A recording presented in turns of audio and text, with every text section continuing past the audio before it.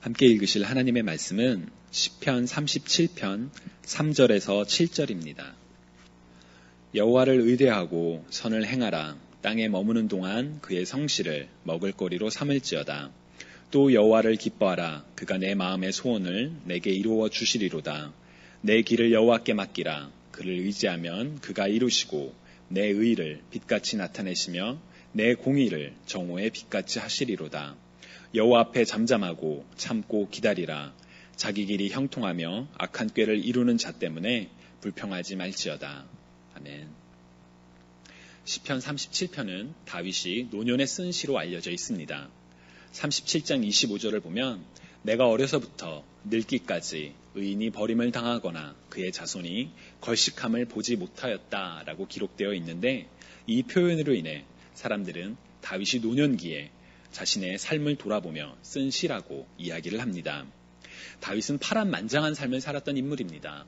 양을 돌보던 목동에서 적의 장수를 물리치는 군사로, 사람들로부터 추앙을 받으며 왕의 사위로, 그렇지만 본인의 의지와 상관없이 도망자 신세가 되어 적국에 자신의 몸을 맡겨야 하기까지만 했었습니다. 하지만 마침내 왕이 되어 40년간 이스라엘의 지도자로서 활동해 왔습니다. 많은 것들을 보고 듣고 경험한 뒤에 다윗은 그의 인생을 돌아보며 의인과 악인에 대한 내용을 담았는데, 그 시가 바로 오늘 우리가 읽은 시편 37편입니다. 시편 37편에 담긴 다윗의 메시지는 오늘을 살아가는 우리에게도 여전히 교훈과 도전을 줍니다. 우리는 어린 시절에 권선징악의 바탕을 둔 세계관을 배우며 성장합니다. 선한 일을 하면 복을 받고 악한 일을 하면 심판을 받는다. 그렇기 때문에 우리는 선한 삶을 살아야 한다는 인생의 교훈을 배우면서 성장하지만, 막상 성인의 시각으로 세상을 바라보기 시작하면 그렇지 않은 경우를 볼 때가 많습니다. 남을 속이고 억압하고 폭력과 부정을 행사하는 사람들이 오히려 권력과 부를 누리는 것을 쉽게 찾아볼 수 있지요. 반면에 선하고 의로운 행동을 하는 사람들은 잘 알려지지 않거나 아니면 그의 선에 합당한 대가를 누리지 못하고 오히려 힘든 삶을 살아가는 경우를 볼 수가 있습니다. 단적으로 한국사에서도 그런 예를 쉽게 찾아볼 수 있는데요. 일제강점기 시절에 친일 행위를 했던 사람은 해방 이후 심판을 받는가 싶었지만 새로 세워진 정부 요직에 채용되고 그들의 후손은 여전히 정치, 경제계에서 많은 영향력을 누리고 막대한 지위와 영향력을 가지고 있는 경우가 있습니다. 반대로 일제강점기 시절에 목숨을 걸고 독립운동을 했던 사람들은 당시에 갖은 고초를 당했으며 그들의 후손도 어려운 삶을 사는 경우가 많아서 한국에는 독립운동하면 3대가 망한다라는 말이 있을 정도입니다. 참으로 슬픈 우리 한국사의 단면입니다. 그런 점에서 시편 37편은 우리에게 의문과 도전을 줍니다. 27절과 28절을 보면 악에서 떠나 선을 행하라. 그리하면 영원히 살리니 여호와께서 정의를 사랑하시고 그의 성도를 버리지 아니하심이로다. 그들은 영원히 보호를 받으나 악인의 자손은 끊어지리로다 라고 기록되어 있습니다. 우리의 시선이 현재에만 고정되어 있다면 이 구절들은 우리에게 의문을 줍니다. 하나님 정말입니까? 하지만 현실은 그렇지 않지 않습니까? 현실 속에 부조리함으로 인해 어쩌면 우리 중에 일부는 나도 남들처럼 다 그렇게 하니까 이 정도쯤은 괜찮지 않을까라는 잘못된 길을 선택하게 되는 경우도 있을지도 모르겠습니다. 그런 예가 현재는 물론 과거에도 있었기 때문에 다윗은 악을 행하는 자들 때문에 불평하지 말며 불의를 행하는 자들을 시기하지 말지어다 라고 시편 37편을 시작하고 있습니다. 하나님 보시기에 선하지 못한 행위로 부와 명예를 누리는 사람들을 부러워하지 말고 그들의 성공을 속상해하지 말라는 뜻입니다. 여러분은 어떠신가요? 악을 행하는 자들로 인해, 악한 행동을 하는 사람들로 인해 속상하거나 그들을 부러워하신 적은 없으신지요? 악한 행동을 부러워하는 것까지는 아니지만 악한 행동에 대해 죄책감을 갖는 경우가 점점 줄어드는 것은 현재 한국 사회에 심각한 문제가 되고 있습니다. 2015년 12월에, 바로 작년 12월에 한국에서는 청소년 정직지수라는 것을 조사한 적이 있습니다. 10억이 생긴다면 죄를 짓고 1년 정도 감옥에 가도 괜찮을까라는 질문에 초등학생의 17%, 중학생의 39%, 고등학생의 56%가 10억이 생기면 죄를 짓고 1년 정도 감옥에 가도 좋다라고 답변을 했다고 합니다. 나이가 들수록 점점 죄책감이 없어지는 경향이 있고 급기야 고등학생의 2명 중에 1명은 돈만 생긴다면 죄를 지어도 감옥에 가도 상관없다라는 답변을 하게 되는 것이지요. 이 수치는 2012년에도 같은 조사를 한 거에 비해서 각 학년별로 10%씩 증가한 수치라고 합니다. 악한 행동을 해도 크게 처벌받지 않으니 차라리 악한 행동으로 큰 이득을 얻겠다는 생각은 사회의 근간을 흔드는 심각한 사회 문제입니다. 이런 사회 현실 속에서 우리 그리스도인들은 어떻게 행동을 해야 할까요? 시편 37편을 통해 다윗이 말하는 것처럼 악인은 결국 하나님의 심판을 받을 것이며 의로운 행동을 하는 것은 하나님께서 보응을 해주시기 때문에 우리는 악한 사람을 부러워하거나 악한 사람이 잘 되는 것처럼 보이는 현실에 속상해하지 말고 선한 행동을 하는 것이 우리 그리스도인들이 해야 할 마땅한 행동입니다. 그러나 알아도 잘 안 될 때가 있죠. 여전히 우리 마음속에는 왜라는 질문이, 왜 악한 행동을 하는 이가 잘 사는지에 대한 질문이 남아있을 수가 있습니다. 그렇기 때문에 오늘 우리가 읽은 본문에서처럼 우리의 시선이 하나님을 향해 있을 필요가 있습니다. 특히나 다윗은 우리 하나님의 사람들에게 3가지 삶의 자세를 이야기합니다. 하나님을 신뢰하고 하나님을 기뻐하며 하나님을 잠잠히 기다리라는 것입니다. 이 3가지에 대해서 오늘 여러분들과 함께 나누고자 합니다. 먼저 3절을 보면 여호와를 의뢰하고 선을 행하라. 땅에 머무는 동안 그의 성실을 먹을거리로 삼을지어다 라고 기록되어 있습니다. 여기서 다윗은 여호와를 의뢰하라고 이야기합니다. 우리는 보통 의뢰라는 단어를 들으면 남에게 무언가를 부탁하는 뜻을 떠올리지만 사실 의뢰라는 단어를 사전에서 찾아보면 첫 번째로 나오는 단어는 동의어로 신뢰라는 단어가 표시가 됩니다. 실제로도 의뢰하다라고 번역된 여기 3절에서의 히브리 원어는 바탁인데 이 단어는 trust 혹은 have confidence라는 뜻으로 주로 번역되는 단어입니다. 그래서 영어 성경들을 보면 많은 영어 성경들은 3절을 trust in God으로 여호와를 의뢰하라라는 이 뜻을 번역을 합니다. 하나님을 신뢰하라는 뜻이지요. 여러분 어떤 사람을 신뢰하시나요? 우리는 어떤 경우에 신뢰라는 단어를 사용하는지요? 믿고 맡길 수 있는 사람, 믿고 의지할 수 있는 사람에게 우리는 신뢰라는 단어를 사용합니다. 이것은 믿음과는 조금 의미가 다릅니다. 예를 들어 우리는 공기가 존재한다는 사실을 믿습니다. 이것은 과학적으로 증명 가능한 사실이죠. 그러나 대부분은 공기가 존재한다는 것을 제3자를 통해 듣거나 선생님을 통해 배우거나 아니면 책을 통해 보고 그것을 내가 증명할 수 없음에도 믿습니다. 즉 믿음은 어떤 사실이나 대상을 향한 표현입니다. 물론 우리는 존재에 대해서도 믿음이라는 단어를 사용합니다. 예를 들어 저는 제 아내가 지금 여기 없지만 저는 제 아내가 세상 누구보다 저를 사랑한다는 사실을 믿습니다. 이처럼 믿음은 어떤 존재를 향한 표현이기도 합니다. 그런데 신뢰는 믿음을 바탕으로 한 추가적인 행동이 포함이 됩니다. 믿기 때문에 맡기거나 믿기 때문에 의지하는 것, 그 경우에 우리는 신뢰하다, 신뢰라는 단어를 사용합니다. 여러분 하나님을 믿으십니까?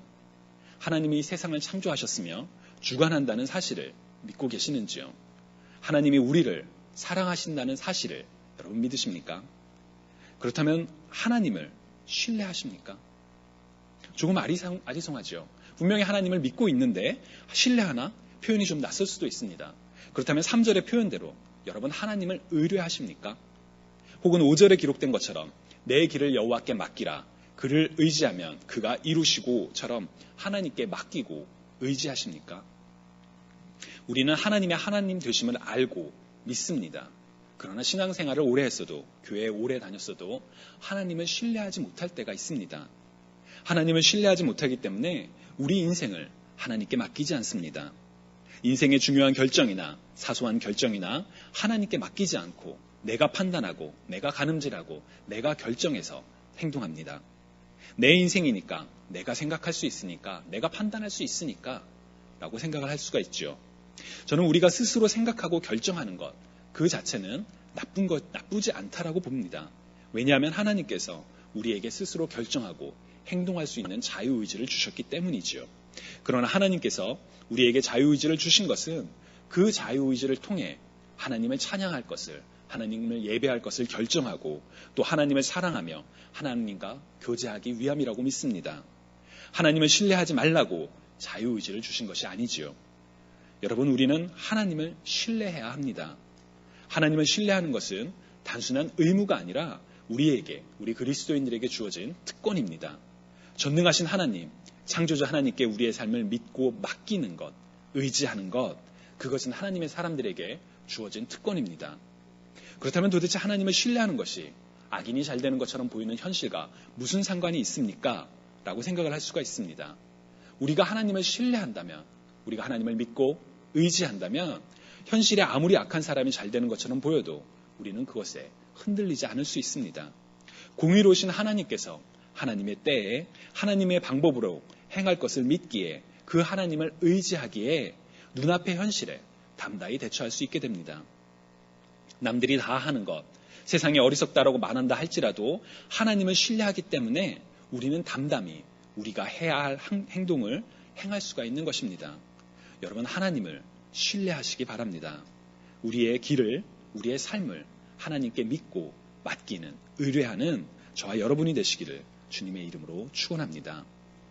두 번째로 다윗은 4절에 기록된 것처럼 여호와를 기뻐하라, 그가 내 마음의 소원을 내게 이루어 주시리로다 라며 하나님을 기뻐할 것을 이야기하고 있습니다. 여러분, 하나님을 기뻐하십니까? 느헤미야는 여호와로 인하여 기뻐하는 것이 너희의 힘이라고 이야기한 바 있습니다. 하나님을 기뻐하고 계시며 그 기뻐함으로 말미암아 우리 삶에 힘이 되고 있습니까? 도대체 하나님을 기뻐한다는 것이 무슨 뜻일까요? 솔직한 질문을 드리고 싶습니다. 여러분, 어제의 하루를 한번 떠올려 보시기 바랍니다. 눈을 감으시고 어제 일어났던 일들을 한번 떠올려 보세요. 아침부터 저녁까지 여러 가지 일들이 있었겠죠. 그 중에 기뻤던 적이 있으십니까?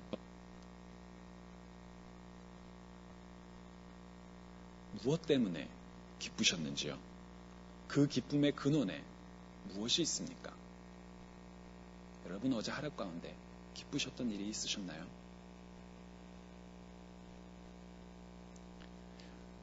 자, 이제 눈을 뜨시기 바랍니다. 생각해보면 기쁘지 않은 때가 더 많은 것 같습니다. 내가 기뻤었나 싶기도 합니다. 우리는 기쁨에 인색할 때가 많습니다. 그런데 우리에게는 도전이 있습니다. 항상 기뻐하라. 주 안에서 항상 기뻐하라. 라고 바울은 우리에게 항상 기뻐할 것을 권면하기 때문입니다. 주 안에서 항상 기뻐할 것을 바울은 우리에게 명령합니다. 그런데 우리는 그렇지 못할 때가 많지요. 어제를 떠올리시면서 혹시 기뻤던 적이 있으셨다면 왜 기쁘셨습니까? 우리는 우리의 기쁨이 의외로 사소한 것들에 있을 때가 많습니다. 저 같은 경우는 어제 아이들과 같이 이렇게 장을 보러 나갔었는데, 장을 보다가 아이들이, 저는 이제 장난감 섹션에 간다고 그러니까 엄마를 따라가지 않고 제 손을 꼭 붙잡고 장난감 섹션으로 같이 가자고 하더군요. 저는 그때 제 아이들이 제 손을 꼭 잡아줄 때가 참 기쁩니다. 굉장히 좀 사소한 일이죠. 이처럼 우리는 사소한 것에 기쁠 때가 있습니다. 그런데 우리의 기쁨이 하나님으로 인하여, 하나님 때문에 기쁨을 느꼈던 적은 얼마나 되십니까? 저는 다윗이 이야기한 여호와를 기뻐하라는 이 표현에는 두 가지 의미가 있다고 생각합니다. 하나는 원문을 직역할 때처럼 여호와 안에서 기쁨을 발견하라, 기쁨을 취하라 라는 뜻입니다. 하나님 안에서, 하나님 앞에서 기쁨을 발견하는 것, 기뻐하는 것, 바로 바울이 빌립보서에서 주 안에서 항상 기뻐하라와 같은 뜻이지요. 여러분, 하나님 안에서 기쁨을 발견하고 계십니까? 하나님 안에서 기쁨을 발견하려면 전제 조건이 있죠. 우리가 하나님 안에 거하여야만 합니다. 좀 전에 살펴본 것처럼 하나님을 신뢰하며 모든 것을 의지하고 맡기는 상황 속에서 우리는 기쁨을 발견할 수 있습니다. 여호와를 기뻐하라는 단어의 명령의 두 번째 뜻은 여호와 하나님의 존재 자체를, 하나님의 하나님 되심을 기뻐하라는 뜻입니다. 우리는 크리스마스에 하는 찬양 중에 기쁘다 구주 오셨네 라는 찬양이 있죠. 예수님이 오셔서 기쁘다, 하나님이 계셔서 기쁘다. 여러분, 이 고백을 삶 속에서 하면서 살고 계시는지요? 하나님이 계셔서 제가 너무 기뻐요. 하나님이 저와 함께 하셔서 제가 참 살맛이 납니다. 라는 이런 고백, 여러분 삶에서 얼마나 하고 계시는지요? 저의 아들들이 뜬금없이 가끔 밥을 먹다가 혹은 복도를 이렇게 지나가다가 엄마 사랑해요 라고 말할 때가 있습니다. 물론 아빠 사랑해요 이런 말은 잘 안 합니다. 참 어쩔 때 하면 참 기분이 좋은데 무조건 사랑해요 라고 아무런 맥락 없이 이런 얘기를 할 때가 있습니다. 이 말을 들으면 그렇게 기분이 좋습니다. 그렇게 기쁩니다. 여러분, 하나님 아버지께서 자녀인 우리가 매일매일 순간순간마다 하나님이 제 하나님이셔서 제가 너무 기뻐요. 제가 정말 행복해요. 하나님 때문에 제가 살맛이 나요. 라는 고백을 한다면 하나님께서 우리의 고백을 어떻게 받아들이실까요? 다윗은 그것을 알고 있었던 것 같습니다. 그래서 이야기합니다.